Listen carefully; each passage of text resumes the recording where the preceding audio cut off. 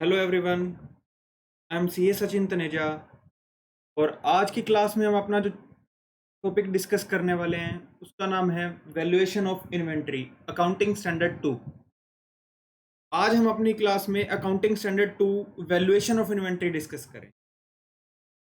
Valuation of inventory basically ये accounting standard हमें ये बताने वाला है कि आप जो अपनी फाइनेंशियल स्टेटमेंट में जो इन्वेंट्री की वैल्यू फाइनल वैल्यू नोट अपना क्लोजिंग स्टॉक लिखते हैं वो कैसे डिराइव करते हैं और क्या क्या तरीके आप उसको क्या क्या मेथड्स हैं आपके पास उस वैल्यू को डिराइव करने के। अब तक तो हम क्या था अपनी क्लासेस में ये देखते आ रहे थे कि हमें क्वेश्चन में गिवन होता था कि भैया हमारा क्लोजिंग स्टॉक इतने का, हमें नोट्स जो हम प्रॉफिट एंड लॉस के क्वेश्चंस करते थे अभी तक उसमें हमें क्लोजिंग स्टॉक लिखा होता था ₹10 लाख 15 लाख। ये हमें एक फाइनल नंबर गिवन होता था। हमें ये कहा होता था कि ये क्लोजिंग स्टॉक, ना तो हमें ये पता कि भाई क्या चीजें इंक्लूडेड है स्टॉक में क्या नहीं है, बस क्लोजिंग स्टॉक ये है और आपकी ये वैल्यू है।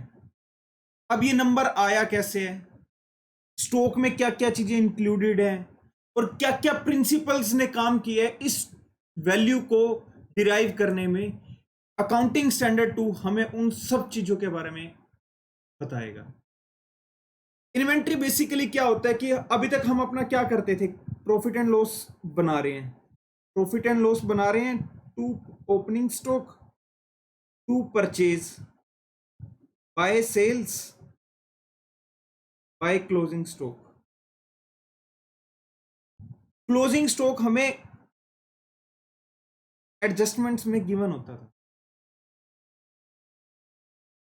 अब हम बड़े हो गए हैं, अकाउंटिंग स्टैंडर्ड 2 कहते हैं भैया अब आपको ये जो एक फैसिलिटी दी जाती थी कि फाइनल नंबर दे दिया आपको, आप अपना फाइनेंशियल स्टेटमेंट में नोट डाउन कर लो।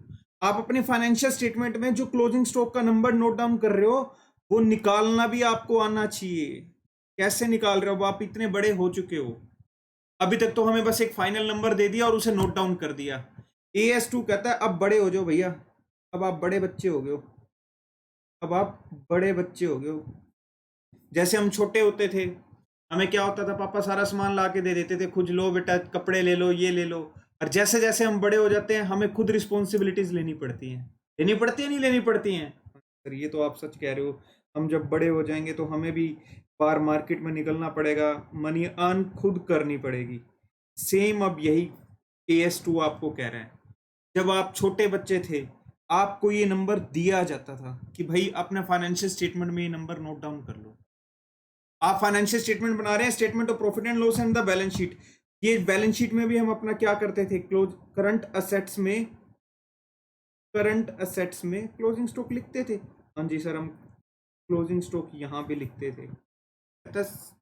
वो दिन पुराने हुए, वो अच्छे दिन थे, अच्छे दिन थे। Those were the good days, those were the good days. अब भैया आपको ये वैल्यू डिराइव करनी है।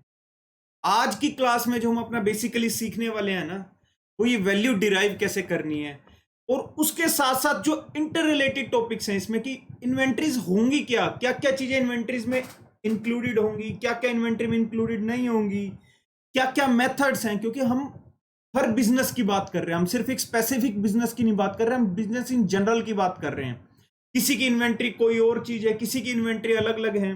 जैसे अगर आप अब देखना चाहें, हम यहाँ पर पेट्रोल पंप की भी बात कर रहे हैं, यहाँ पर हम फर्नीचर शोरूम की भी बात कर रहे हैं जो फर्नीचर में डील करता है, हम यहाँ मशीनरी में जो डील करता है उसकी भी बात कर रहे हैं, यहाँ हम बिल्डिंग में जो डील करता है उसकी भी बात कर रहे हैं। यहाँ हम सब चीजों की बात कर रहे हैं और उन सब के इन्वेंट्री की वैल्यू कैसे कैलकुलेट की जाएगी ये हमने सीखना है। और इनकी इन्वेंट्री की डेफिनेशन में क्या क्या इंक्लूडेड है, क्या क्या एक्सक्लूडेड है, क्या क्या कॉस्ट आएगी इसके अंदर। जो हम इन्वेंट्री की वैल्यू निकाल रहे हैं यहाँ पे जो हमें नंबर गिवन होता था, हमें क्या इसमें कॉस्ट इंक्लूड करनी है। पहले तो हम ये देखेंगे इन्वेंट्री क्या होता है, क्या क्या चीजें इंक्लूडेड है इन्वेंट्री में, क्या नहीं है। फिर जो इसकी कॉस्ट है, कॉस्ट में क्या क्या इंक्लूड करना है, क्या क्या इंक्लूड नहीं करना, और जो फिर इसकी वैल्यू डिराइव करने के लिए हम क्या क्या मेथड्स अप्लाई कर सकते हैं, क्या क्या मेथड्स अप्लाई कर सकते हैं। हम बिजनेस इन जनरल की बात कर रहे हैं, स्पेसिफिक बिजनेस की यहां बिल्कुल भी बात नहीं कर रहे। आप अगेन थोड़ा सा समझने की कोशिश कीजिए।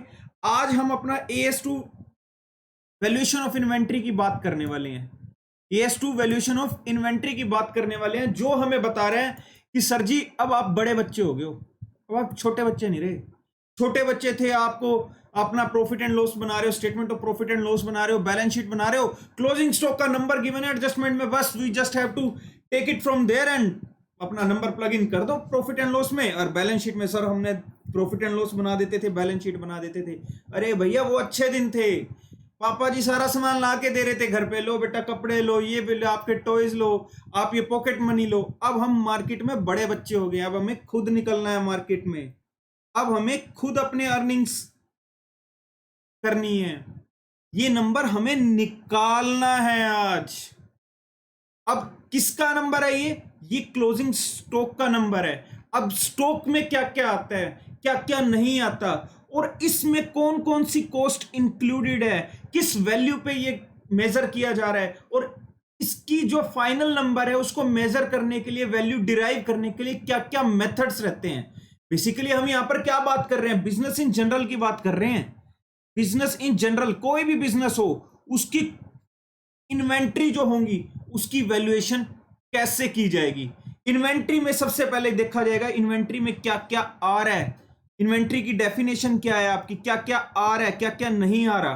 फिर जब आपने इन्वेंट्री डिसाइड कर ली कि भैया मेरी ये इन्वेंट्री है, मेरी ये इन्वेंट्री नहीं है, हम इसको अभी क्लास में डिटेल में डिस्कस करेंगे। अभी हम एक थोड़ा सा ओवरव्यू ले रहे हैं, काइंड ऑफ आपका ट्रेलर टीजर, आप कुछ भी मान लीजिए, ताकि हमें पता हो कि आज हम क्लास में क्या क्या डिस्कस करने वाले हैं। मेरी इन्वेंट्री की डेफिनेशन में क्या क्या आएगा। फिर जब मुझे इन्वेंट्री पता चल गया, अगर हम एक इसको फ्लो चार्ट को देखने की कोशिश करते हैं, AS2 क्या कह रहा है, वैल्यूएशन ऑफ इन्वेंट्री। हम एक फ्लो चार्ट को देखने की कोशिश करते हैं, valuation of inventory.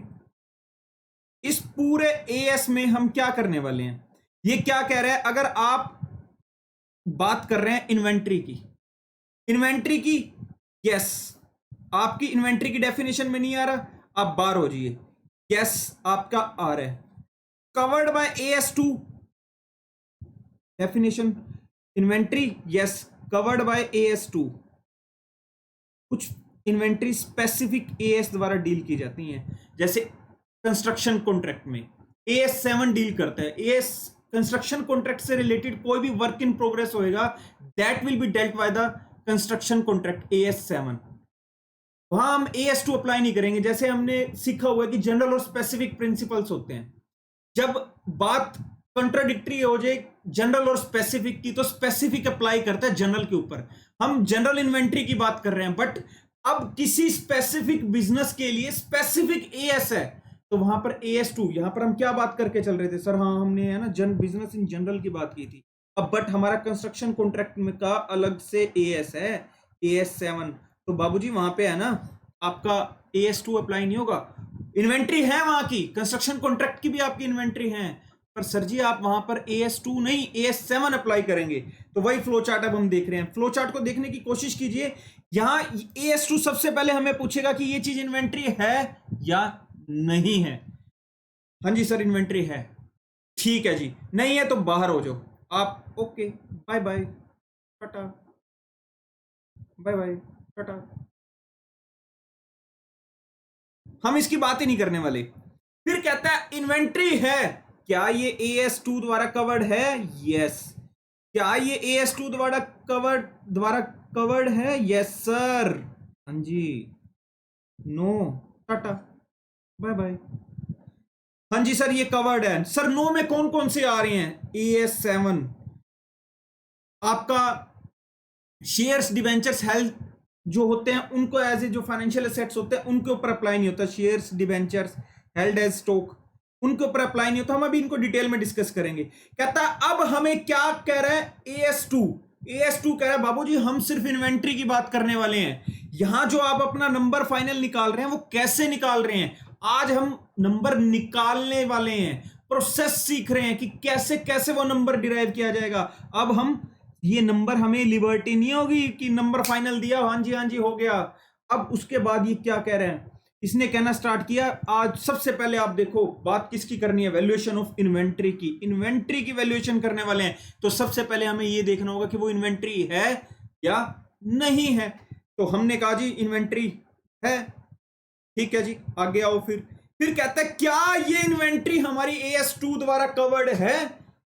Sir no में कैसे इन्वेंट्री AS2, जब बात इन्वेंट्री क्योंकि स्पेसिफिक इन्वेंट्रीज, जैसे AS7 कंस्ट्रक्शन कॉन्ट्रैक्ट, यहां पर बाबूजी इन्वेंट्री वर्क इन प्रोग्रेस तो है, बट वहां पर AS7 कह रहा है मैं स्पेसिफिकली बता रहा हूं कि आपने जो कंस्ट्रक्शन कॉन्ट्रैक्ट की इन्वेंट्रीज हैं आपने कैसे डील करनी है। तो आप यहां पर मुद्दा खत्म कर डालो। फिर शेयर्स डिबेंचर्स, फिर और भी हैं जो बिजनेस सर्विस प्रोवाइडर की होगी, हम देखेंगे इसकी डेफिनेशन पूरी डिटेल में। फिर कहता है जी अब हमारी इन्वेंट्री भी है, AS2 में कवर्ड भी है, तो यानी अब हमारा काम स्टार्ट हो गया, यहां से हमारा काम स्टार्ट हो गया। अब हमें क्या मिल गया, इन्वेंट्री है, AS2 द्वारा कवर्ड है। अब हमें कहता है कि इसकी कौन सी कॉस्ट इंक्लूड करेंगे, कौन सी कॉस्ट इंक्लूड नहीं करेंगे। Which cost will be included, not included.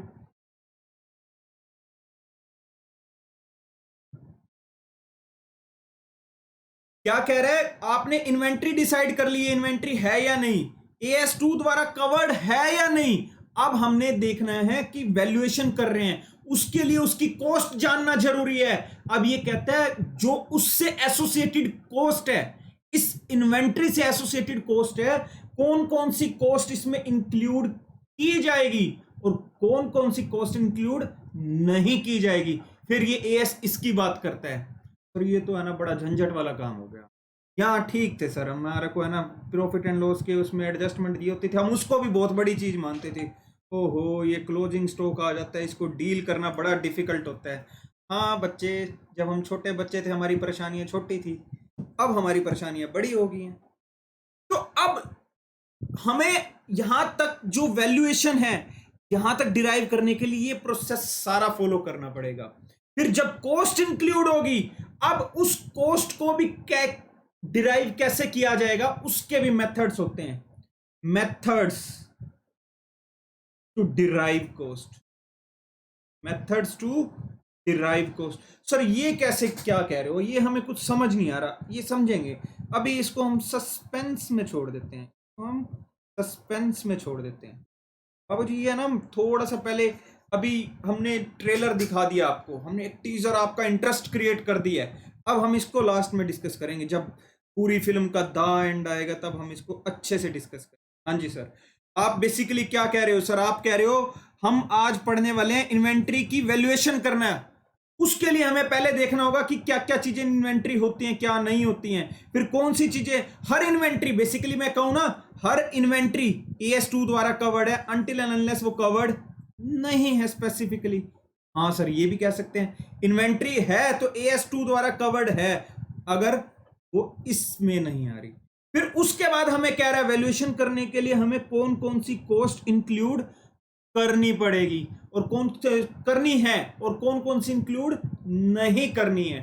फिर उस कॉस्ट को भी कैसे डिराइव किया जाएगा ये हम छोड़ देते हैं लास्ट के लिए। हाँ जी, तो अब हम इसकी डेफिनेशन जो इस अकाउंटिंग स्टैंडर्ड का जो प्राइमरी ऑब्जेक्टिव है उसको एक बार रीड करने की कोशिश करते हैं। The primary issue in the accounting for inventories is the determination of the value determination of the value of at which inventories, यानी इन्वेंट्रीज को किस वैल्यू पे फाइनेंशियल स्टेटमेंट में कैरी करना है अंटिल हम उससे कोई रिवेन्यू रिकॉग्नाइज नहीं कर लेते। क्या कह रहा है ये AS कह रहा है बाबूजी आपने इन्वेंट्री की वैल्यूएशन करनी है, आपने इन्वेंट्री की वैल्यूएशन करनी है फाइनेंशियल स्टेटमेंट में रिकॉर्ड करने के लिए, जब तक वो हमारे उनसे रिलेटेड रिवेन्यू रिकॉग्नाइज नहीं हो जाते। This is the ultimate and the primary objective of the accounting standard 2। फिर ये अकाउंटिंग स्टैंडर्ड आगे कहते हैं, this statement deals with the determination of such value. हमें क्या कहते हैं, हमें किस वैल्यू पे रिकॉर्ड करना है इन्वेंट्री को, और उसकी वैल्यू को कैसे डिराइव करना है, उसकी वैल्यू को। This statement deals with the determination of such value including the ascertainment of the cost of inventory and write down to NRV. ये भी हम अभी पढ़ना स्टार्ट करेंगे। तो एक ओवरव्यू लेवल पे हमें क्या समझ आया सर, आज हम जो पढ़ने वाले हैं ना, बेसिकली आज हम अकाउंटिंग फॉर इन्वेंट्रीज में सीखने वाले हैं कि इन्वेंट्री को वैल्यू कैसे किया जाए। जो हम अपना नंबर लिखते थे statement of profit and loss में क्लोजिंग स्टॉक का, और जो अपना बैलेंस शीट में लेके जाते थे करंट स्टॉक में, सॉरी करंट असेट्स में क्लोजिंग स्टॉक का नंबर लेके जाते थे, वो नंबर आया कैसे, नो नंबर आया कैसे। मम्मी घर पे खाना बनाते हैं, हमारे लिए सब्जी बना के ले आते हैं, वो सब्जी बनी कैसे, आज हम उस बारे में जानने की कोशिश।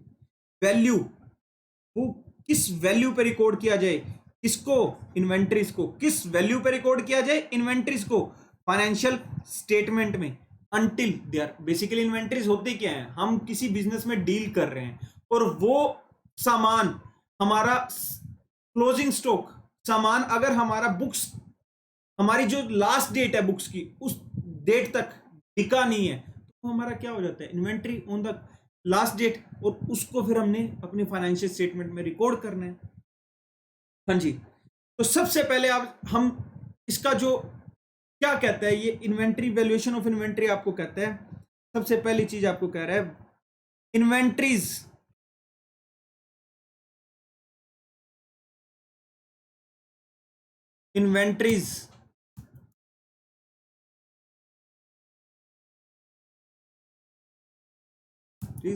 are carried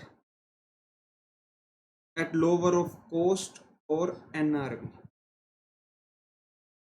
ये सारा जो अपना चैप्टर चलने वाला है ना, इसी पे चलने वाला है। Inventories are carried at lower of cost और NRV। क्या कहता है, उस इन्वेंट्री की या तो जो कॉस्ट होगी या जो NRV होगी, उसमें से जो लेस होगा, विच एवर इज उस पर रिकॉर्ड कर डालो। जो ये मेन बात कह रहा है आज जो हम सीखने वाले हैं, वो तो ये है कि इन्वेंट्रीज की कॉस्ट कैसे डिराइव की, NRV कैसे की डिराइव की, क्या क्या इन्वेंट्रीज हैं वो। बट जो मेन सबसे पहले ये क्या कह रहा है कि आप जो अपनी इन्वेंट्रीज को यहां रिकॉर्ड कर रहे थे ना, ये जो नंबर आपको दिया होता था, ये जो नंबर होता था ना, ये लोअर ऑफ कॉस्ट या NRV होता था। ये लोअर ऑफ कॉस्ट या NRV होता था आपका, ये जो नंबर गिवन होता था। जो आपको एडजस्टमेंट में नंबर गिवन होता था कि ये आपकी क्लोजिंग स्टॉक 10 लाख है या 15 लाख है, हम लास्ट से चलना स्टार्ट करते हैं, हमें ये नंबर पता होता था। ये नंबर क्या होता था, लोअर ऑफ कॉस्ट और NRV होता था। This number was lower of cost और NRV।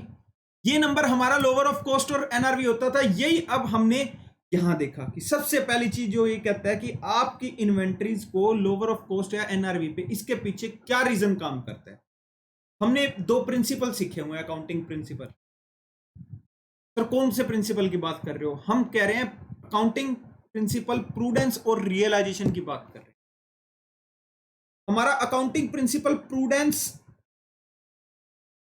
एंड रियलाइजेशन, मुझे थोड़ा थोड़ा धुंधला धुंधला ये याद आ रहा है, हमने यहां ये सीखा था कि फ्यूचर लॉसेस को रिकॉर्ड कर डालो। ये फ्यूचर लॉसेस एंड एक्सपेंसेस की बात करता था, उनको रिकॉर्ड करने की बात करता था।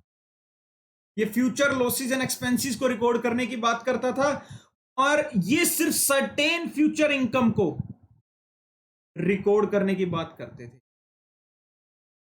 थे। हाँ सर, ये तो हमने पढ़ा हुआ है कि बेसिकली जो हमारा प्रूडेंस कॉन्सेप्ट कहता था कि जो हमारी सर्टेन फ्यूचर इनकम है वही रिकॉर्ड की जाएगी, और प्रूडेंस कहता था फ्यूचर की जो आपकी लॉसेस हैं, जो एक्सपेंसेस हैं, आप जिनको एसरटेन कर पा रहे हैं, एक एग्जैक्ट अमाउंट नहीं, बट आप देख पा रहे हैं कि मेरा लॉस हो सकता है, उसको आप रिकॉर्ड कर डालिए। तो सर ये यहाँ कैसे अप्लाई हो रहे हैं, हम इसको एक एग्जांपल से समझने की कोशिश करें। हाँ सर, एक एग्जांपल बताओ आप। केस 1 देखिए, केस 1 में हमारी कॉस्ट है इन्वेंट्री की, जो आज हम क्लास में सीखने वाले हैं कैसे डिराइव कीगी, 10 lakh. Cost is your 10 lakh and NRV, NRV क्या होती है, एक्सपेक्टेड सेलिंग प्राइस। अगर मैं आज की डेट में इसको बेचने जाऊं, जो इन्वेंट्री की मैं बात कर रहा हूं, उसको अगर मैं मार्केट में बेचने जाऊं आज की डेट में, वो किस वैल्यू पे, basically market value minus expected selling cost, और उसको बेचने का जो खर्चा आएगा वो मैं उसमें से हटा दूं, तो मेरी एनआरवी आती है। बेसिकली एनआरवी क्या कह रहे हैं, expected selling price, expected selling price minus expected selling cost. अगर मैं आज की डेट पे इस इन्वेंट्री को मार्केट में बेच दूं, बिकी नहीं है, जब मैं इन्वेंट्री कह रहा हूं तो मुद्दा ये, इन्वेंट्री है ही क्या, वो सामान जो साल के अंत तक आपका बिका नहीं है, आपका गोडाउन में पड़ा है, वेयर हाउस में पड़ा है, और उस वैल्यू को आपको क्लोजिंग स्टॉक में लिखना है, क्योंकि वो आपका इन्वेंट्री है, स्टॉक है। तो वो क्या कहता है कि मैं किस वैल्यू पे इंक्लूड, अगर मैं आज अगर बेच दूं तो किस वैल्यू पे बेच सकता हूं। ये लेट्स सपोज फर्स्ट केस में आ रहा है हमारा ₹15 लाख। अब हमारे को क्या कहता है, विच एवर इज लेस, हमारा ये एएस क्या कहता है, विच एवर इज लेस। सबसे पहले हमारे को कह रहा है कि भैया जो कॉस्ट और एनआरवी है ना, जो उसमें से लेस आ जाए वो रिकॉर्ड कर डालो। अब कॉस्ट है मेरी 10 लाख, जो कॉस्ट इसको, मेरी जो इन्वेंट्री है वो प्रेजेंट कंडीशन या लोकेशन में है, उस तक की जो कॉस्ट है वो 10 लाख है। और अगर मैं आज मार्केट में बेचने जाऊं, उसमें से जो बेचने का खर्चा है वो भी हटा दूं, let's suppose this was your 17 lakh and this was your 2 lakh, तो मेरा 15 लाख रुपए एनआरवी, नेट रियलाइजेबल वैल्यू आ रही है। फिर मेरा ये एएस क्या कहता था, कॉस्ट और NRV whichever is less, उस पे मेजर कर डालो। तो यहां पर मेरी जो वैल्यू निकल के आती है वो आती है 10 लाख, मेरी वैल्यू निकल के आती है 10 लाख। सर ये 10 लाख क्यों आ रही है, प्रूडेंस क्या कहता था, फ्यूचर लॉसेस को रिकॉर्ड कर डालो। सर हमारी कॉस्ट कितनी थी, 10 लाख थी, और एनआरवी क्या है, 15 लाख। एनआरवी का मतलब क्या है, अगर मैं आज की डेट पे इसे बेच डालूं तो मेरे को ये वैल्यू मिल जाएगी। क्या एक्चुअल में बिक गई है, नहीं सर। जब नेक्स्ट ईयर में ये बिकेगी, क्या आपको श्योरिटी है कि 15 लाख रुपए आपको मिल जाएंगे, नहीं सर, श्योरिटी नहीं है। तो आप अगर ज्यादा वैल्यू, जब आप क्लोजिंग स्टॉक का ट्रीटमेंट क्या होता है, आप closing stock cost of good sold निकालने में काम आता है, कॉस्ट ऑफ गुड सोल्ड निकालने में काम आता है या नहीं आता, हाँ सर, हमारा जो क्लोजिंग स्टॉक होता है वो कॉस्ट ऑफ गुड सोल्ड निकालने में काम आता है। कॉस्ट ऑफ गुड सोल्ड क्या होता है, opening stock, opening stock plus purchase plus direct expense minus closing stock. और अगर आप टी शेप में समझना चाहें तो प्रॉफिट एंड लॉस में आप क्या लिखते हैं, opening stock to purchase to direct expense by sales by closing stock. Basically आपका मैचिंग कॉन्सेप्ट भी अप्लाई करता है। मैचिंग कॉन्सेप्ट क्या कहता है, all expenses shall be recorded in the ratio of income. जिस रेशियो में हम इनकम अर्न कर रहे हैं उसी रेशियो में एक्सपेंसेस को रिकॉर्ड करना चाहिए। तो हम अपनी बेसिकली इस कॉस्ट को हटा रहे हैं, हमने एक माल खरीदा था और उस कॉस्ट को हम हटा रहे हैं क्लोजिंग स्टॉक में, और हमारा कॉस्ट ऑफ गुड्स सोल्ड निकालते टाइम ये लेस होता है। अगर मैं इसमें से 15 लाख लेस कर देता हूं तो मेरी कॉस्ट ऑफ गुड्स सोल्ड कम हो जाएगी। बेसिकली आप जब कॉस्ट ऑफ गुड्स सोल्ड कम हो जाएगी तो आपके प्रॉफिट्स अप हो जाएंगे या नहीं हो जाएंगे, हाँ सर हमारे प्रॉफिट्स तो अप हो जाएंगे, there is no doubt about. मुद्दा यहीं से स्टार्ट होता है। अब आपने अनजाने में अपना फ्यूचर प्रॉफिट जो कि सर्टेन नहीं है, लेट्स सपोज मैं यहां पर 15 लाख लिख देता हूं, और मेरी लेट्स सपोज ये मेरी 50 लाख सेल थी और मेरा ये टोटल खर्चे थे, मैं एक फिक्शनल एग्जांपल ले रहा हूं, मेरे टोटल खर्चे थे 30 लाख। तो मैंने क्या कर दिया, मैंने 35 लाख का प्रॉफिट कर दिया, और इसमें 5, जब मैं इसको डिटेल में देखता हूं, 5 लाख रुपए मेरा वो है which is not certain. This amount is not certain. मेरा ये अमाउंट सर्टेन नहीं है। आप समझने की कोशिश कीजिए कि इसका फाइनल इंपैक्ट क्या आ रहे हैं। हम कहते हैं ना इस एक्शन के कॉन्सिक्वेंसेस क्या आएंगे, रेपरकेशंस क्या आएंगे, क्या उसका फाइनल इंपैक्ट आएगा, ये हमें समझना होता है।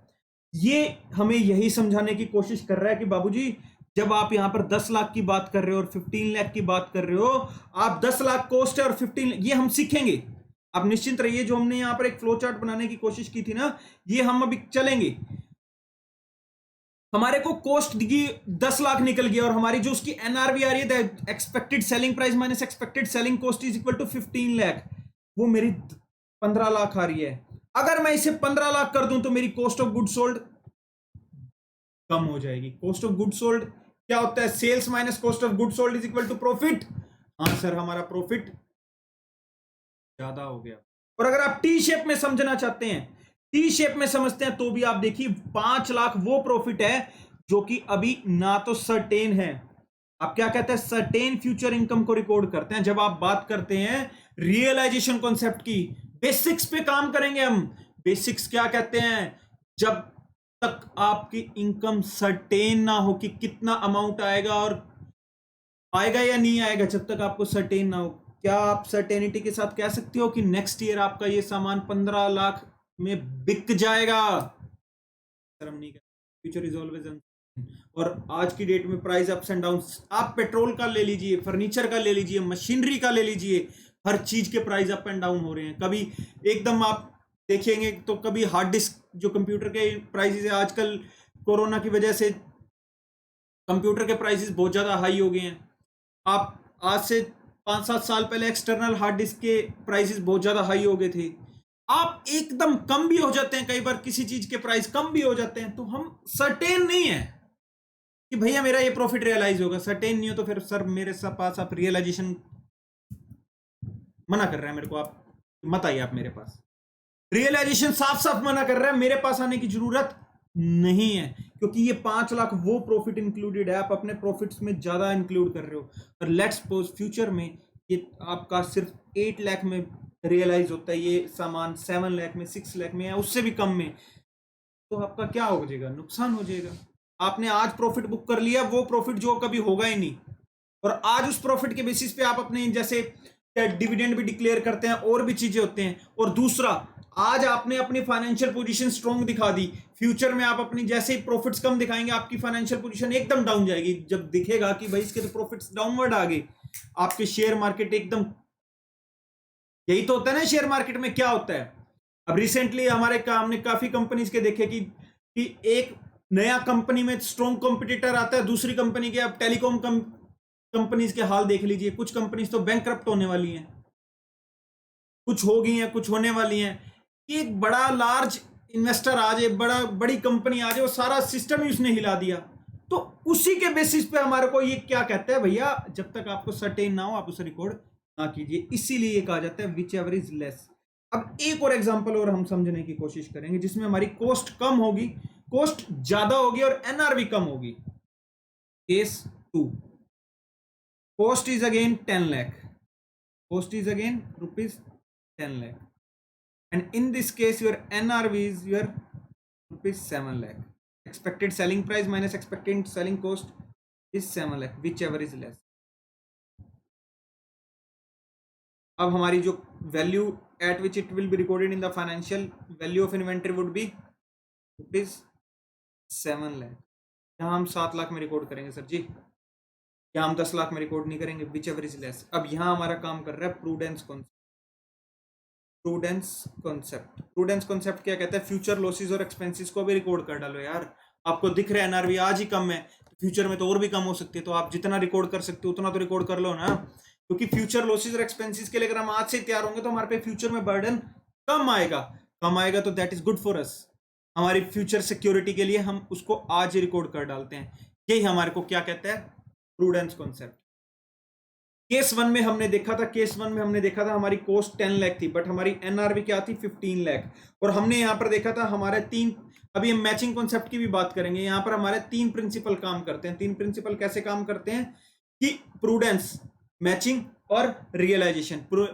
जो वैल्यू होता है उसके लिए काम करता है प्रूडेंस और रियलाइजेशन। रियलाइजेशन कहता है किस वैल्यू पे रिकॉर्ड करें, कि अगर आपकी फ्यूचर इनकम है, एनआरवी ज्यादा है बट वो सर्टेन नहीं है, तो आप उसको कंसिडर नहीं करेंगे। इसलिए हम जब हमारा एनआरवी ज्यादा होता है हम उसको कंसिडर नहीं करते, बट जब हमारा एनआरवी कम होता है हम प्रूडेंस कॉन्सेप्ट के तहत फ्यूचर जो हमारे लॉसेस और एक्सपेंसेस होते हैं उसको रिकॉर्ड कर लेते हैं। अब ये तो आ गया था हमारे को, जो स्टार्टिंग में हमने देखा था कि हमारे को 10 लाख रुपए वैल्यू गिवन होती थी, 7 लाख जो गिवन होती थी वो कैसे आती थी, लोअर ऑफ कॉस्ट और एनआरवी पे। सर ये तो हमें, यानी हम एक स्टेप पीछे आ गए हैं। हम क्या आ गए हैं, एक स्टेप पीछे आ गए हैं। हमारे को पहले एडजस्टमेंट में क्या गिवन होता था, जो आपको आपकी एडजस्टमेंट होती थी उसमें क्या गिवन होता था सर, हमें गिवन होता था कि हमारी जो वैल्यू ऑफ इन्वेंट्री है वो 10 लाख है। अब हमने ये देख लिया वो क्या होती थी, लोअर ऑफ कॉस्ट और एनआरवी होती थी, that was lower of cost और एनआरवी। और उसके पीछे जो प्रिंसिपल्स काम करते थे वो प्रिंसिपल्स काम करते थे प्रूडेंस एंड रियलाइजेशन। और जो इन्वेंट्री की कॉस्ट को, कॉस्ट ऑफ गुड सोल्ड में क्लोजिंग स्टॉक की जो कॉस्ट होती है उसको क्लोजिंग स्टॉक में से हटाने के पीछे जो कॉन्सेप्ट काम करता है वो है मैचिंग कॉन्सेप्ट। मैचिंग कॉन्सेप्ट क्या कहता है आपका, मैचिंग कॉन्सेप्ट कहता है sir ji, income of revenue and expense shall be same. अब क्या हमने इस स्टॉक से रेवेन्यू रिकॉग्नाइज कर ली है, नहीं की है, तो ये खर्चा इनके अंदर इंक्लूडेड है। ये खर्चा इनके अंदर इंक्लूडेड है या नहीं है, हाँ sir, opening stock plus purchase में ये खर्चा इंक्लूडेड है। और इस खर्चे से हमने सेल या रेवेन्यू अभी रिकॉग्नाइज नहीं की है। ये तीन प्रिंसिपल बड़े बारीकी से समझने की कोशिश करना। ये प्रिंसिपल हमारे यहां कैसे अप्लाई हो रहे हैं, प्रूडेंस और रियलाइजेशन तो मुझे कह रहे थे कि कॉस्ट और एनआरवी का लेस, उसके पीछे मेरा काम कर रहे थे प्रूडेंस एंड रियलाइजेशन। और कॉस्ट ऑफ गुड सोल्ड में से क्लोजिंग स्टॉक को हटाने के पीछे मेरा कॉन्सेप्ट काम कर रहा था मैचिंग कॉन्सेप्ट। हमने अपनी क्लास का फंडामेंटल, हमारी क्लास का बेसिक फंडामेंटल ही यही है, रटना मना है जी। हम हर चीज को सीखने की कोशिश करेंगे, आप ध्यान दीजिएगा। अब जैसे जैसे हम अकाउंटिंग स्टैंडर्ड्स में आगे चलेंगे हम हर चीज को सीखने की कोशिश करेंगे कि ये हो रहा है तो क्यों हो रहा है, जहां तक हम जा सकते हैं, ताकि हमें हर चीज की नॉलेज हो सके। हम एक लॉजिकल आंसर दे सके कि भैया cost of which ever is less है, हम हवा में नहीं कर रहे। पहले तो हम कहते हैं कि कॉस्ट और NRV whichever is less है जी, देखो पर क्यों है, प्रूडेंस और रियलाइजेशन की वजह से है। हम क्लोजिंग स्टॉक को कॉस्ट ऑफ गुड सोल्ड में से लेस ही क्यों कर रहे हैं। सबसे पहला क्वेश्चन ये आता है कि जब मैं अपना कॉस्ट ऑफ गुड सोल्ड निकालता हूं या जब मैं अपना statement of profit and loss बनाता हूं टी शेप में, तो मैं बेसिकली जब क्रेडिट साइड पे लिख रहा हूं तो मैं हटा रहा हूं। अगर मैंने किसी चीज को डेबिट किया और अगर मैं उसको क्रेडिट कर देता हूं तो उसको नलीफाई कर रहा हूं। क्यों कर रहा हूं, मैचिंग कॉन्सेप्ट की वजह से कर रहा हूं सर जी। मैचिंग कॉन्सेप्ट आपको कहता यही है, मैचिंग कॉन्सेप्ट कहता है the ratio of income and expense shall be same, the ratio of income and expense shall be same. आप जिस रेशियो में एक्सपेंस रिकॉर्ड कर रहे हैं, रेवेन्यू रिकॉर्ड उसी रेशियो में खर्चे रिकॉर्ड करेंगे। और ये खर्चा, ये अमाउंट, ये वैल्यू इनके अंदर इंक्लूडेड थी, तो इसीलिए हम ये लेस कर रहे हैं। फिर किस वैल्यू को लेस करेंगे, वो कहता है जी कॉस्ट और NRV whichever is less को आप लेस करेंगे। हमें ये तो पता चल गया क्यों लेस कर रहे हैं क्लोजिंग स्टॉक को, बट इसमें जो वैल्यू आएगी, इसमें जो नंबर आएगा, वो नंबर कैसे डिराइव किया जाता है, वो नंबर डिराइव किया जाता है कॉस्ट और NRV whichever is less. और उसके पीछे कौन से प्रिंसिपल काम करते हैं, वो प्रिंसिपल काम करते हैं prudence and realisation. Prudence and realisation, prudence कहता है फ्यूचर लॉसेस को रिकॉर्ड कर डालो, और रियलाइजेशन कहता है जब तक फ्यूचर इनकम सर्टेन ना हो, जब तक फ्यूचर इनकम सर्टेन ना हो आप उसे रिकॉर्ड मत कीजिए। एनआरवी इज नॉट सर्टेन भैया, आज की डेट में आप कह रहे हो, कल की डेट में यू नेवर नो। हमने किसी ने भी एक्सपेक्ट नहीं किया था जब हम 2020 का वो न्यू ईयर मना रहे थे, भाई वी नेवर एक्सपेक्टेड कि इतने आज सिचुएशन जो है ऐसी सिचुएशन हो जाएगी। सो नो वन नोज भाई फ्यूचर में क्या होने वाला है। तो this is the application of prudence and realisation concept. फिर उसके बाद अब हम आते हैं नेक्स्ट पार्ट पे, एक बार दोबारा देख लीजिए इन्वेंट्री। अब हम देखेंगे इन्वेंट्री होती क्या है। हमने ये क्या किया, सबसे पहले चीज सीखी है, इन्वेंट्री जो होती है उसको कॉस्ट और NRV whichever is less पे मेजर किया जाता है, विच एवर इज लेस पे। यानी ये जो नंबर हमें गिवन होता था, ये कॉस्ट और NRV whichever is less का नंबर होता था। ये किसका नंबर होता था? कॉस्ट और NRV whichever is less का नंबर होता था। फिर हमने ये देखा कि किस इसके पीछे क्या क्या प्रिंसिपल काम कर रहे हैं। और जो मैं क्लोजिंग स्टॉक की इतना झंझटबाजी कर रहा हूं, जो क्लोजिंग स्टॉक निकालने की कोशिश कर रहा हूं, मैं क्यों कर रहा हूं जी? क्योंकि ये मेरा ओपनिंग स्टॉक और परचेज में इंक्लूडेड था। ये मेरा ओपनिंग स्टॉक और परचेज में इंक्लूडेड था, इसलिए मुझे इसे हटाना है। अब आते हैं हम कुछ बेसिक डेफिनेशंस पे। ये एग्जांपल्स थे, एक में हमारा 10 लाख थी कॉस्ट, एक में एनआरवी 15 लाख थी, which ever is less year 10 lakh. और ये था हमारा, इसके पीछे रियलाइजेशन काम कर रहा है कि भैया फ्यूचर इनकम को आप जब तक सर्टेन ना हो मत रिकॉर्ड कीजिए। केस 2 में हमारा क्या था? कॉस्ट 10 लाख थी, एनआरवी 7 लाख थी, और हम रिकॉर्ड कर रहे थे 7 लाख पे, विच एवर इज लेस, क्योंकि फ्यूचर एक्सपेंसिस को आप रिकॉर्ड कर डालें। अब हम कुछ बेसिक डेफिनेशंस पे आएंगे। पहले आगे चलने से पहले अब हमने एक ओवरव्यू देख लिया, क्या करना है क्या नहीं करना है। अब हमने क्या कहा था? सबसे पहले मुझे क्या सीखना है sir? Inventory.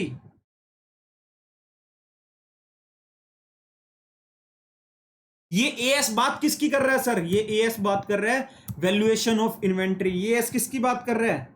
Valuation of inventory की। इन्वेंट्री होती क्या है? अब ये तो बता दो सर जी, क्या होती हैं inventories? Inventories are assets. Inventories हमारी वो असेट्स हैं जो, आप उससे पहले एक छोटा सा एग्जांपल समझने की कोशिश कीजिए। हम एक 3 बिजनेस के केसेस लेते हैं, बिजनेस 1, बिजनेस 2, बिजनेस 3।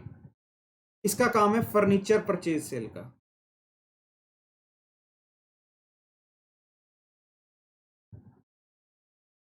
ये डील करते हैं इलेक्ट्रॉनिक्स में, और ये पेट्रोल पंप है। इसका काम क्या है? Petrol pump. इस बाऊ का पेट्रोल पंप है। अब क्या चल रहा है आप देखने की कोशिश की।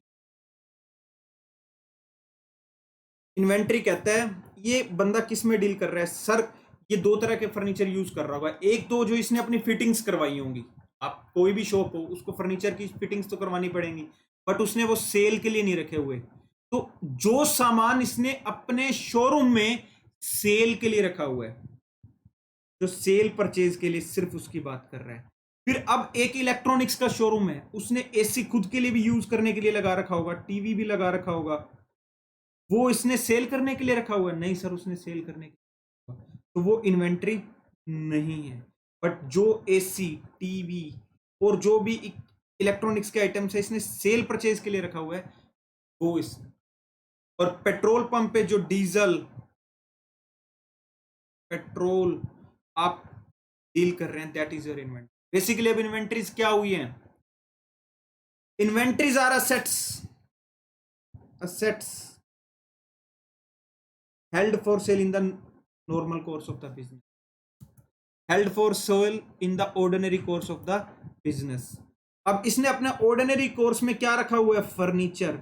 अब एक फर्नीचर इसका वो भी है जो इसने अपनी फिटिंग्स करवा रखी है। हम किसी भी शोरूम में जाते हैं, उनकी अलग अलग फिटिंग्स होती हैं, नहीं होती हैं? अब काउंटर्स होते हैं, उन जो टेबल होती है, उनकी चेयर्स होती हैं, और उनके जो ओनर होते हैं उनके पीछे बैकग्राउंड में उन्होंने भगवान जी की कोई इमेज लगवा रखी होती है, कुछ वो जो फिटिंग्स करवा रखी होती हैं, वो बेसिकली क्या होती हैं?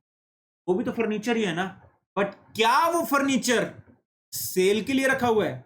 नहीं सर, वो फर्नीचर सेल के लिए नहीं है, तो वो आपका इन्वेंट्री भी नहीं है। तो inventories are assets, inventories are assets held for sale in the ordinary course of the business।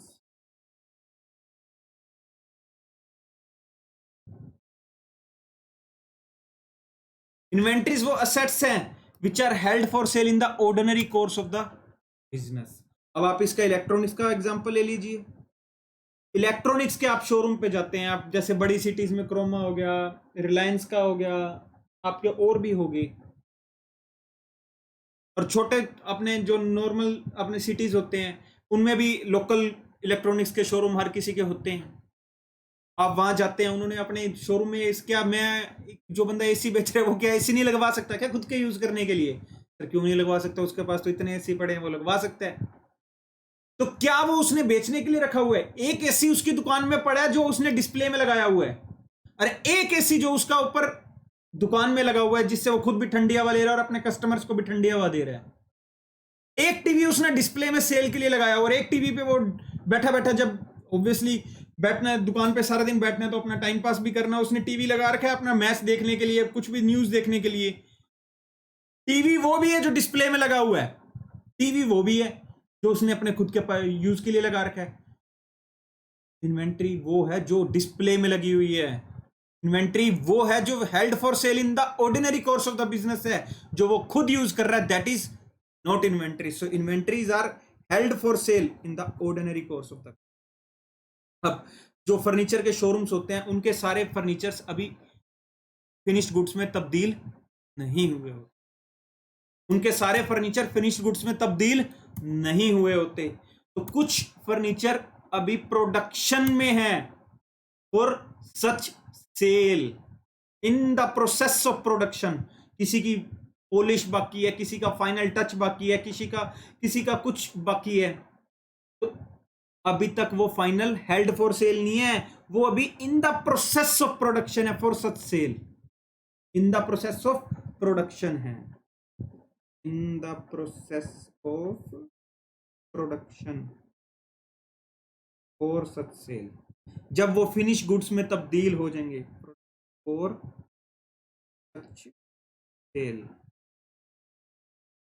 Held for sale in the ordinary course of the business, in the process of production. अब ये furniture की बात कीजिए, यहाँ तो basically जो mostly TV वगैरह होते हैं वो तो चलो सेल, उनके पास जो ट्रेडिंग का काम कर रहे हैं उनका तो फाइनल होता है। बट जो अगर मैं इन केस अगर बात करूं मैन्युफैक्चरिंग यूनिट की, किसी की अगर मैन्युफैक्चरिंग यूनिट है जो असेंबल करते हैं, जो असेंबल्ड हो चुके हैं, टीवी है, वॉशिंग मशीन है, आपका एसी है, पूरा असेंबल हो चुका है, that is your final goods and that is ready for sale, ready for sale, आपका वो हेल्ड फॉर सेल है।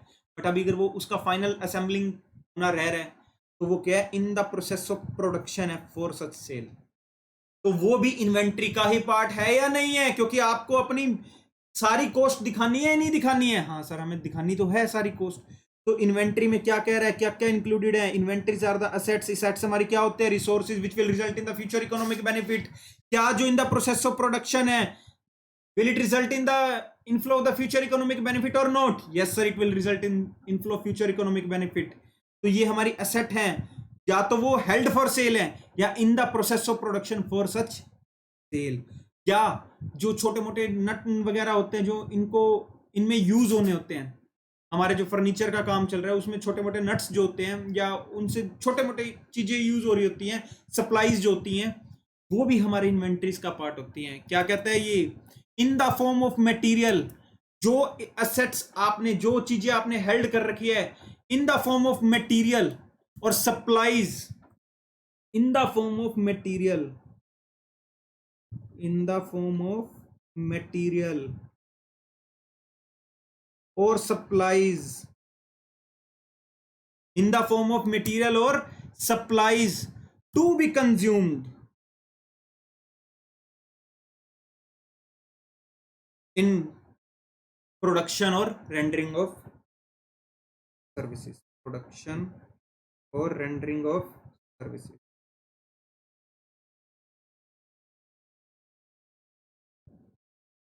क्या कह रहा है भाई साहब? ये कह रहा है हम आज पढ़ रहे हैं वैल्यूएशन ऑफ इन्वेंट्री, जो हमें क्या कह रहा है, हमने ये देखा है कि भाई विच एवर इज लेस, हमने यहां देखा है, हमने ये देखा है।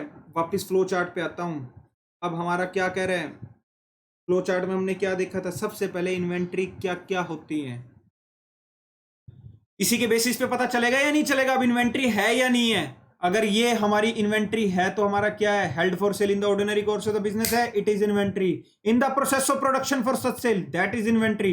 In the form of material और supplies to be consumed in production और प्रोसेस और rendering of services, that is inventory.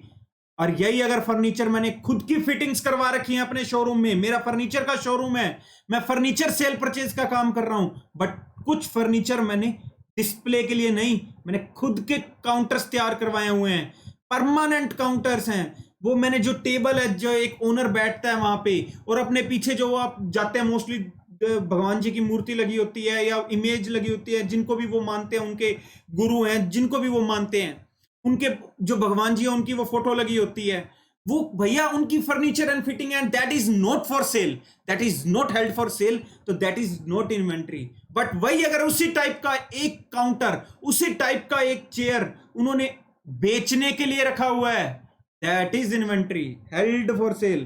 क्या कह रहे हैं? Held for cell. Held for sale है या नहीं है भैया? वो जो खुद का काउंटर है वो हेल्ड फॉर सेल नहीं है, तो वो इन्वेंट्री भी नहीं है। In the process of production for sale.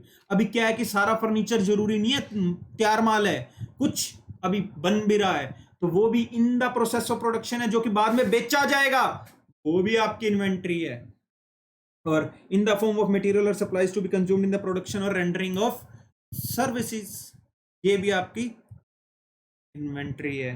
तो अब हमें सबसे पहला जो हमारा था वो क्लियर हुआ है या नहीं? हाँ सर, अब हमें पता चल गया inventories are the assets held for sale in the ordinary course of the business in the process of production for rendering of service, in the process of production for sale, और in the form of material और supplies to be consumed in the process of production और rendering of services. Yes, no, tata, bye bye. अब इसमें एक चीज और आती है, कई बार कुछ सप्लाईज जो होती हैं, कई बार कुछ सप्लाईज होती हैं वो स्पेसिफिक होती हैं किसी मशीनरी के लिए,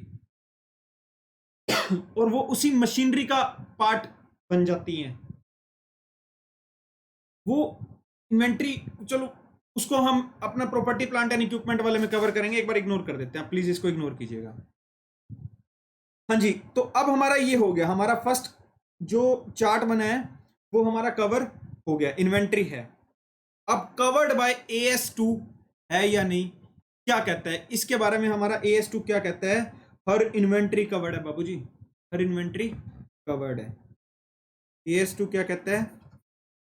valuation of inventory applies to all inventories, valuation of inventory applies to all inventories except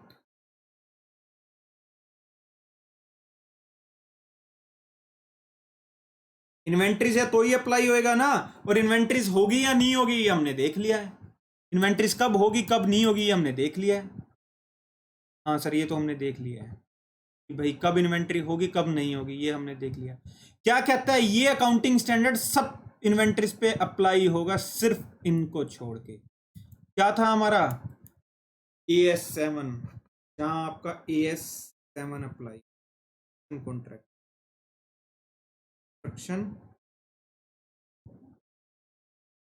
contract, जो आपके कंस्ट्रक्शन कॉन्ट्रैक्ट है वहां पर ये अप्लाई नहीं होगा, वहां पे ये अप्लाई नहीं होगा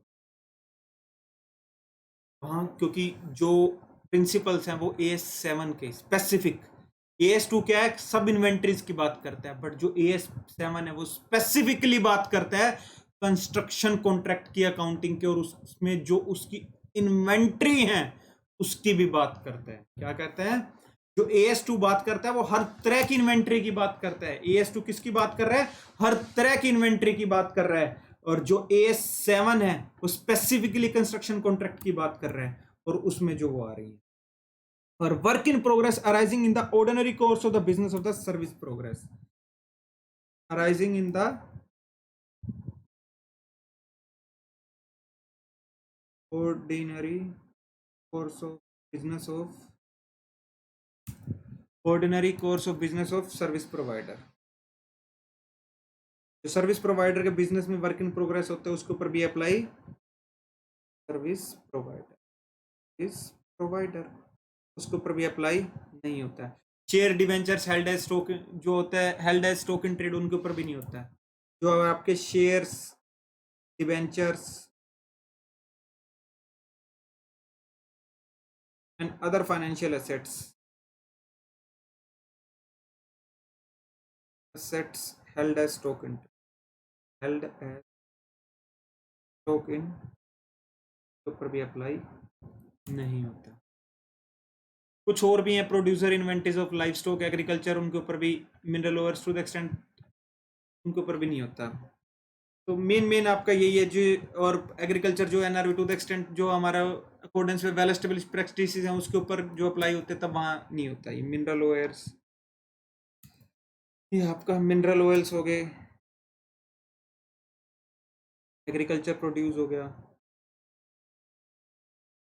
उनके ऊपर भी टू द एक्सटेंट जो उनके वेल एस्टेब्लिश प्रिंसिपल जब अप्लाई हो जाते हैं तो उसके ऊपर भी अप्लाई नहीं होता। अब हमारा क्या हो गया, सेकंड पार्ट भी हमारा हो गया कि आ गया वो हमारा ये रहा। हमने सबसे पहले क्या देखा, इन्वेंट्री है या नहीं है। हाँ जी, इन्वेंट्री है। कवर्ड बाय एएस, सब कवर्ड हैं except AS7 share debentures, work in progress arising in the ordinary course of the business of the service provider और agriculture produce, work in progress of service provider. और fourth क्या था, agriculture produce, mineral oils extract जो उनके normal practice होती हैं, इसके ऊपर अप्लाई नहीं होता। बेसिकली एक बार इन्वेंट्री बन गया तो सब पे अप्लाइड है अनटिल एंड अनलेस ये 4 में आ गया। अब आते हैं जो सबसे इंपॉर्टेंट चीज इसके अंदर, क्या कहता है। अब हमने देख लिया इन्वेंट्री क्या होती है, हमने क्या देख लिया, इन्वेंट्री क्या होती है और किन किन के ऊपर ये अप्लाई नहीं होता। अब हमने क्या देखा था, कोस्ट, कोस्ट डिराइव करना। तो ये क्या होता है कोस्ट डिराइव करना, क्या है आपको नहीं पता। आप अभी छोटे बच्चे थे तब तक आपको, आप अगर बड़ी बड़ी मैन्युफैक्चरिंग यूनिट्स के, बड़े बड़े ट्रेडिंग यूनिट्स के अगर आप गोडाउन्स को विजिट कर लेंगे ना, आपको पता चलेगा इन्वेंट्रीज को हैंडल करना ही कितना डिफिकल्ट पार्ट होता है। Is not easy to manage your inventories. आपको अपना स्टॉक को मैनेज करना होता है कि भैया कोई आउटडेटेड ना हो जाए। आपको डील करना होता है कि कैसे कस्टमर्स को भी दिक्कत ना आए और आपका स्टॉक भी खराब ना हो। अब हम कुछ इंडस्ट्रीज के एग्जाम्पल समझने की कोशिश करेंगे कि कुछ इंडस्ट्रीज के इन्वेंट्रीज, उनसे रिलेटेड चीजें और उनकी कॉस्ट कैसे अब निकाली जाए। बेसिकली जो कॉस्ट की बात करता है ना, कॉस्ट में तो ये क्या कहता है, कॉस्ट ऑफ परचेज और तो कॉस्ट ऑफ कंडीशन। ये जो कॉस्ट की बात करता है कि कॉस्ट ऑफ इन्वेंट्री कैसे निकाली जाए, उसमें आप कॉस्ट ऑफ परचेज, परचेज की कोई भी cost, cost of conversion plus any cost incurred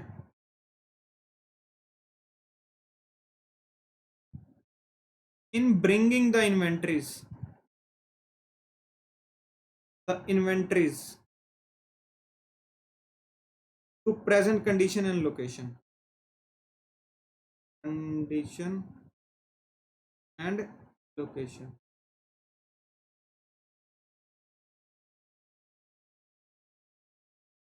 present condition and location.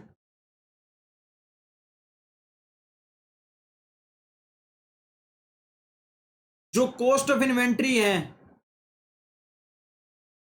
उसकी क्या क्या चीजें इंक्लूडेड होंगी, कहता है जो कॉस्ट ऑफ परचेज है, कॉस्ट ऑफ कन्वर्जन है, और कन्वर्जन मतलब फिनिश गुड्स में तब्दील करने तक की कॉस्ट, और प्रेजेंट कंडीशन एंड लोकेशन में तक की जो कॉस्ट है, इनको डिटेल में अभी हम डिस्कस करने वाले हैं। और मेथड्स, जो फाइनल नंबर जो हमारा आएगा, वैल्यू आएगी कॉस्ट की, हमारे को ये कॉस्ट तो पता है कि इंक्लूड ये करनी है, बट किस टाइम की कॉस्ट इंक्लूड करनी है उसके भी मेथड्स यूज होते हैं। FIFO LIFO weighted average. अब आप एक चीज समझने की कोशिश कीजिए, फीफो लिफो वेटेड एवरेज जो मेथड्स होते हैं ना, वो किस तरीके से काम करते हैं और उनकी क्या जरूरत पड़ती है। अब हर इंडस्ट्री की इन्वेंट्रीज है ना अलग अलग तरह की होती है, और वो जो उनकी डीलिंग हो रही होती है ना वो भी अलग अलग तरीके से हो रही होती है। जो अलग अलग इन्वेंट्रीज होते हैं उनकी डीलिंग अलग अलग हो रही होती है। अब आप एक चीज देखिए, हम ये तो कह रहे हैं जो हम कॉस्ट निकालेंगे ना उसमें cost of purchase, cost of conversion और cost any cost incurred in bringing the inventory to the present condition and location. But इसमें भी दुविधा आ जाती है। सर कैसे दुविधा आ जाती है, आप हमें एक एग्जांपल बताओ।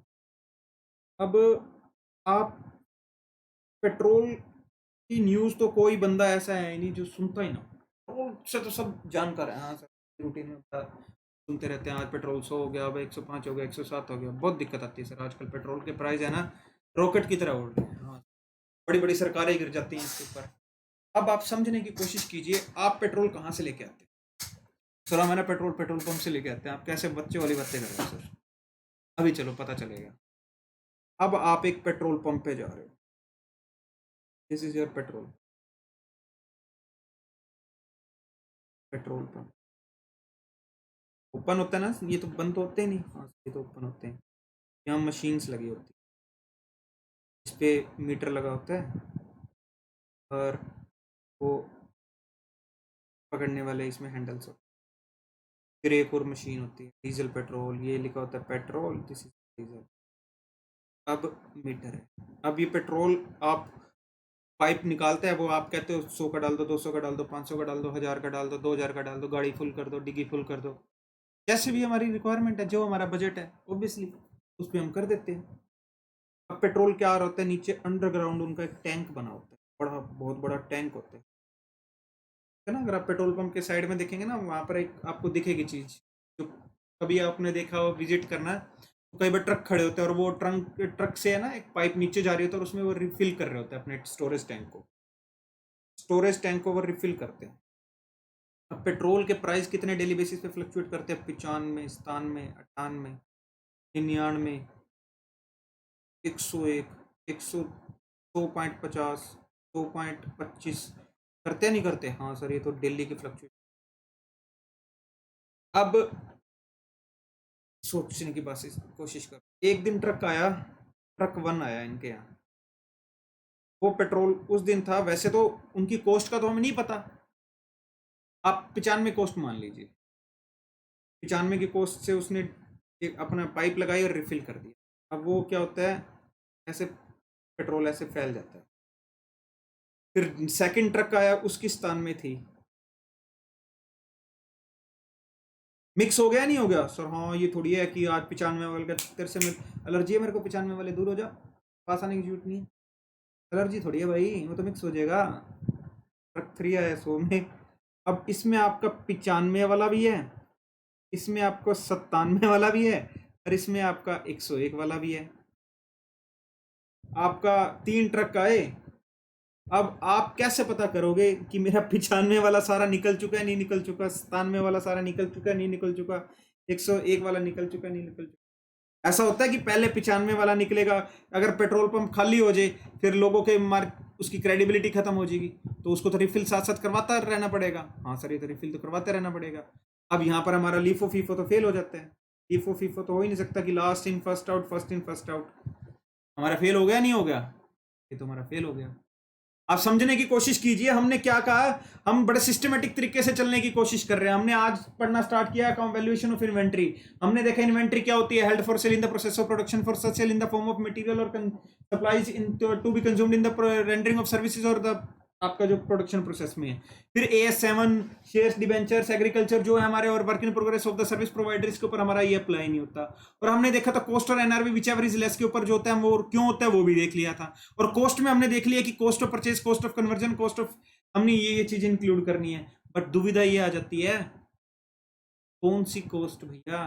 अब हमारे यहाँ तो कॉस्ट 95 भी है, 97 भी है। लेट्स सपोज इसमें cost of purchase, cost of conversion और कॉस्ट ऑफ सब इंक्लूडेड है 95 में, हम उसके ऊपर भी लास्ट में जाएंगे। अब मेथड कौन सा यूज करें, मेथड की जरूरत ही क्यों पड़ रही है, जरूरत देख लो आप क्यों पड़ रही है। अब ट्रक एक दिन 95 पे आया, एक दिन 97 पे आया, एक दिन 101 फिक्स हो गया। तो यहाँ का जो मोस्ट आइडियल होता है वो होता है आपका वेटेड एवरेज। अब वेटेड एवरेज के हिसाब से निकाल लेते हो कि जो ड्यूरिंग द मंथ या जो उनका रेलेवेंट पीरियड है उसमें मेरा इतना 95 के रेट पे 1000 लीटर आया, इस पे मेरा 900 लीटर आया, और इस पे मेरा 800 लीटर आया, जितना भी आया उसकी वेटेड एवरेज इतनी होगी। आज की डेट में मेरा इतना पड़ा है, मैं उससे डिवाइड कर दूं तो मेरी एक स्पेसिफिक वैल्यू आ जाएगी। सिंपल एवरेज में कर नहीं सकता कि भैया मैं 95 प्लस 97 प्लस 101 को करके अपना 3 अब डिवाइडेड बाय 3 कर दूं, नहीं हो सकता। मेरे को वेट भी इंक्लूड करना होगा, क्योंकि अगर 95 पे भी 1000 लीटर आया था, 97 पे भी इतना आया था, उस पर भी इतना आया था, तब तो हमारे लिए डिफिकल्टी नहीं होगी। बट अगर हमारे नंबर्स अलग अलग हैं, 95 जब रेट था तब हमारे पास 1000 लीटर तेल आया था, 97 पे हमारे पास 900 लीटर तेल आया था, 101 पे हमारे पास 800 लीटर तेल आया था, डीजल या पेट्रोल आया था, तो हमें वेटेड एवरेज अप्लाई करनी पड़ती है, क्योंकि हमें वेट्स भी साथ में अप्लाई करने पड़ते हैं। ये हमने मैथमेटिक्स में सीखा ही हुआ है कि भैया आपके वेट्स अलग अलग आ रहे हैं तो आपको वेटेड एवरेज करनी पड़ेगी। Simple average won't give you the exact answer. और हम अपना जो फाइनेंशियल स्टेटमेंट में रिकॉर्ड करने वाले हैं, ये हम सारा ये अब इतना माथापच्ची कर ही क्यों रहे हैं भैया, हम क्यों कर रहे हैं, क्योंकि ये जो नंबर आएगा ये हमारा फाइनेंशियल स्टेटमेंट में जाएगा, और फाइनेंशियल स्टेटमेंट का अल्टीमेट ऑब्जेक्टिव है true and fair view reflect करना। तो हर जो बैलेंस शीट में प्रॉफिट एंड लॉस में हमारी हर आइटम आ रही है, और जब तक सारी items true and fair view reflect नहीं करेंगे, हमारी balance sheet true and fair view reflect नहीं करेगी। नहीं करेगी या करेगी?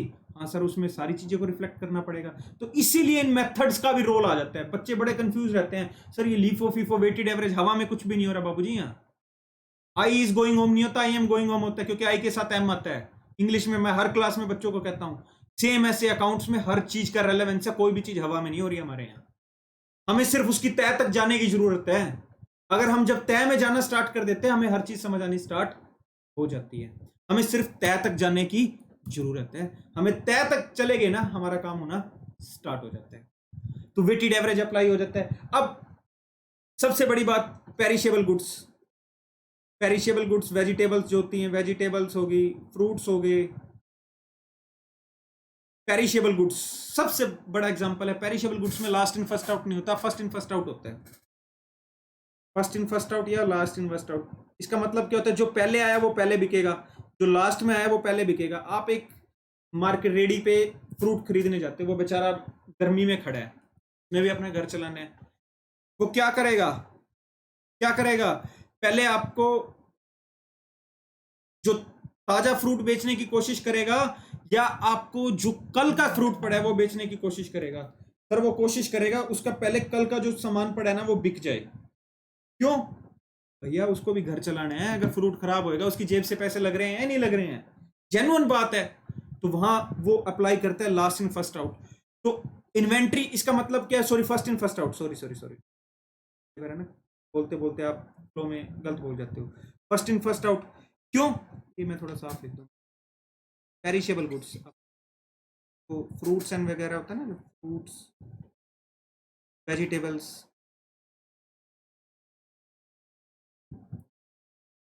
वेजिटेबल्स होते हैं, उनके ऊपर ये अप्लाई होता है। अब फर्स्ट इन फर्स्ट आउट होएगा, तो यानी क्या चल रहा है इसके अंदर? अब मुझे देखो, कल मैं फ्रूट लेके आया था, एप्पल लेके आया था मैं 100 kg, तो 100 रुपीज पर केजी, और ग्रेप्स वगैरह मैं लेके आया था, रेट मेरे को एग्जैक्टली पता नहीं है, तो आप 200 रुपए पर केजी मान लो।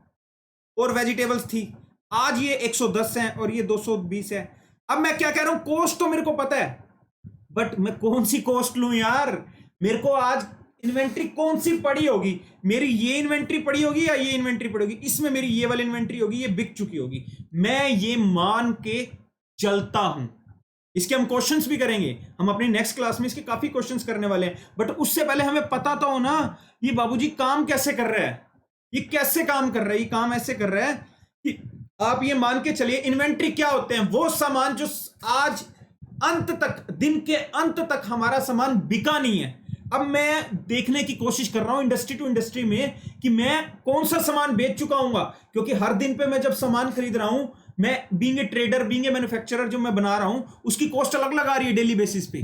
तो मैं ये मान के चल रहा हूं, जब मैं वेजिटेबल पेरिशेबल गुड्स की बात कर रहा हूं, तो first in first out policy चल रही होगी, वहां first in first out policy चल रही होगी, तो ये वाली कॉस्ट का सामान बिक चुका होगा, ये नहीं बिका होगा, तो ये वाली कॉस्ट मेरी इंक्लूड की जाएगी। मैं कह तो रहा हूं मेरी कॉस्ट में कॉस्ट ऑफ परचेज इंक्लूड कर लीजिए, कॉस्ट ऑफ कन्वर्जन इंक्लूड कर लीजिए, any other cost incurred in bringing the inventory to the present condition and location include कर लीजिए।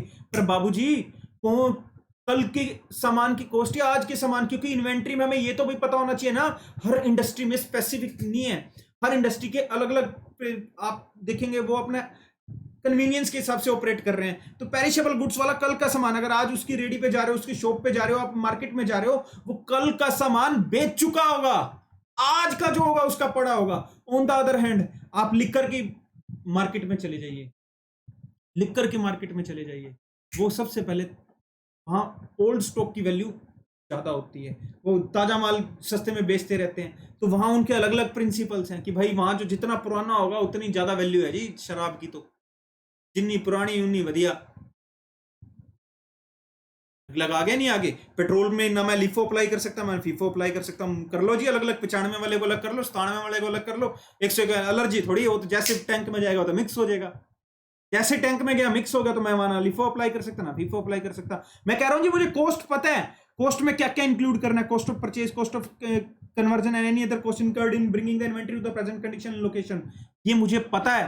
बट अगेन कौन से दिन की कॉस्ट ये भी तो पता हो ना। तो इसके लिए हमारे को मेथड्स दिए गए, वो मेथड्स कौन कौन से हैं, लिफो, फिफो और वेटेड एवरेज। वेटेड एवरेज का रेलेवेंस हमने देखा यहाँ पर कैसे, इसके क्वेश्चंस हम करने वाले हैं अभी क्लासेस में करने वाले, अभी तो हमारा स्टार्ट हुआ है, हम इसकी प्रैक्टिस करेंगे। फिर हमने यहां पर देखा लिफो, लिफो कब ऑपरेट करेगा भाई, जो वेजिटेबल्स वाले हैं वो पहले अपना कल का सामान बेचेंगे, तो इसका मतलब जो आज उनके पास इन्वेंट्री पड़ी होगी, जो आज उनके पास इन्वेंट्री पड़ी होगी सर जी, वो इन्वेंट्री उनकी जो आज खरीदी होगी, यानी आज की कॉस्ट मेरे को इंक्लूड कंसीडर करनी है। इन्वेंट्री की वैल्यूएशन के लिए जब मैं कहता हूं ना कॉस्ट और NRV whichever is less, cost और NRV whichever is less, मैं कौन सी कॉस्ट कंसीडर करूं, इसके लिए मेरे को लिफो, फिफो और वेटेड एवरेज मेथड्स अप्लाई करने पड़ते हैं depending upon the nature of the industry, depending upon the nature of industry. तो मैं यहाँ क्या करूंगा, मेरा लिफो वाला sorry last in first out नहीं, फर्स्ट इन फर्स्ट आउट है यहाँ वेजिटेबल में, तो फर्स्ट इन फर्स्ट, तो फर्स्ट इन फर्स्ट आउट पे होगा, तो इसका मतलब ये वाला बिक चुका है, फर्स्ट वाला बिक चुका है, आउट मतलब बिक चुका है, ये अभी इन्वेंट्री में पड़ा है, ये अभी इन्वेंट्री में पड़ा है, ये अभी इन्वेंट्री में पड़ा है, और ये हमारा वेटेड एवरेज, यहाँ ना हमारा लिफो लग सकता ना फीफो लग सकता है, यहाँ हमारा वेटेड एवरेज, वेटेड एवरेज लगेगा ना। हाँ जी,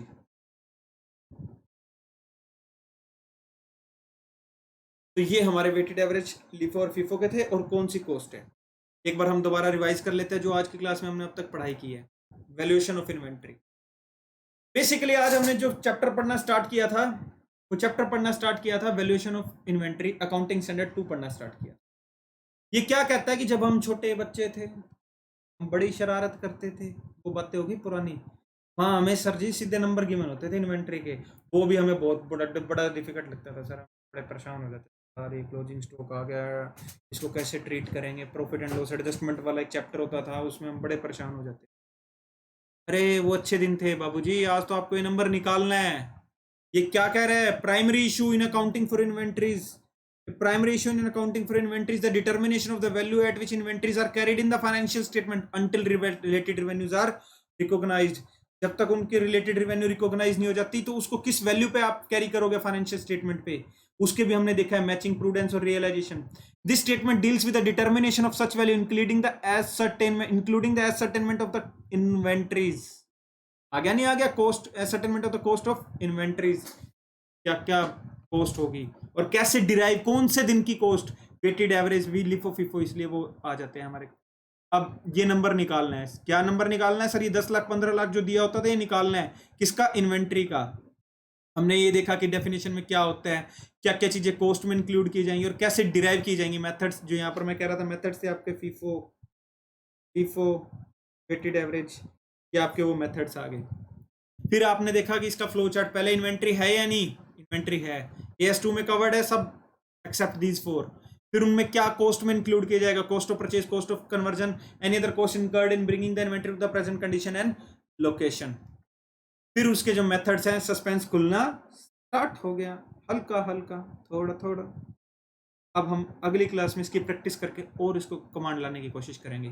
फिर हमने देखा कि जो हमें नंबर गिवन होता था 10 लाख 15 लाख होता था, वो होता था हमारा विच एवर इज लेस, किसका, कॉस्ट और एनआरवी का। ये हमारा क्या, इसके पीछे जो प्रिंसिपल्स काम कर रहे थे वो प्रिंसिपल्स काम कर रहे थे प्रूडेंस एंड रियलाइजेशन। प्रूडेंस कहता था future losses and expenses, future losses and expenses को रिकॉर्ड कर डालो। रियलाइजेशन कहता था फ्यूचर इनकम को रिकॉर्ड मत करो। हमने एक एग्जांपल करने की कोशिश की, कॉस्ट थी आपकी 10 lakh, NRV 15 lakh, which ever is less 10 lakh. क्यों, एनआरवी आपकी क्या, expected selling price minus expected selling cost है, बट आप सर्टेन नहीं हो कि फ्यूचर में भी होगा या नहीं होगा।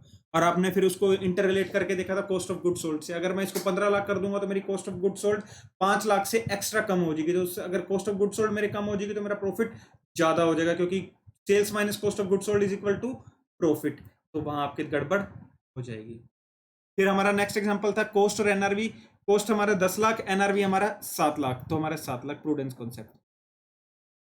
वैल्यूएशन ऑफ इन्वेंट्री हमने समझने की कोशिश की कि इन्वेंट्री होती क्या है। इन्वेंट्री बेसिकली क्या है, एसेट्स जो held for sale in the ordinary course of the business है, in the process of production for such sale है, in the form of material और supplies to be consumed in production और rendering of services. जैसे furniture वाले ने अगर बेचने के लिए फर्नीचर रखा हुआ तो उसके इन्वेंट्रीज हैं, जब इन द प्रोसेस ऑफ प्रोडक्शन, और उसको बनाने के लिए जो सप्लाईज हैं वो भी इन्वेंट्रीज हैं।